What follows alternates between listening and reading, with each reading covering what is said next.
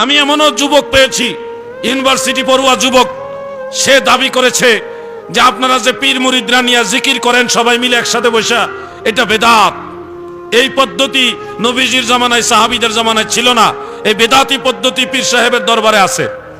University পড়ুয়া একটা ছেলে সেই কথা দাবি করছে। আমি বললাম, এই কথা আপনাকে কে বলল? আমাদের শায়েখরা বলেছে কোরআন এবং সহিহ হাদিসে এই ধরনের কোনো কথা নাই। আমি তখন বললাম, আপনার শায়েখ হাদিস পড়েছে কিন্তু বুঝে নাই, আল্লাহর ওলিরা ঠিকই বুঝেছে। একটা হাদিস আপনারা সবাই আশা করি শুনেছেন, সেই হাদিসটা হলো মাহফিল জান্নাতের বাগান। শুনছেন কিনা? কথাটা বুঝেন না মনে আপনারা?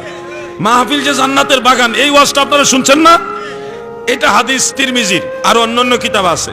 নবীজি বলছে, ইজা মারারতুম আলা রিয়াদিল জান্নাহ ফারতাউ, তোমরা যখন জান্নাতের বাগানের পাশ দিয়ে যাবে তখন ওই বাগানের ফল ভক্ষণ করিও।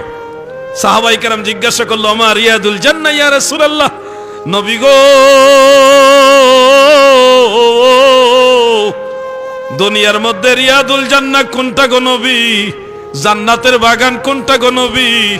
আল্লাহর রাসূল উত্তরে বলেছেন, ক্বালা হিলাকুজ যিকির, জিকিরের গোল বৈঠক, এটা হলো দুনিয়ার মধ্যে জান্নাতের বাগান। এই হাদিস থেকে আপনি কি বুঝেন? হিলাকুজ যিকির মানে হলো সবাই একসাথে গোল হয়ে বসলেন, একটা মজলিসে বসে সবাই জিকির করলেন। আপনারা বলুন, এটা কি একাকী জিকির হইলো না সম্মিলিত জিকির হইলো? তাহলে সম্মিলিত জিকির যখন করে তখন এটা জান্নাতের বাগান হয়। আর আল্লাহর ওলিরা দেখেন, কিছুক্ষণ আগে পীর সাহেব হুজুর আপনাদের নিয়ে জিকির করছে, 4 তরিকার জিকির, কাদরিয়া তরিকার জিকির, চিশতিয়া তরিকার জিকির, নকশবন্দিয়া মুজাদ্দিদিয়া তরিকার জিকির। আমি কিন্তু পাশে রুমে বসে বসে সবগুলি শুনছি, কিছু শরীকও হইছি, এবং শেষে আপনাদের নিয়ে দোয়া করছে।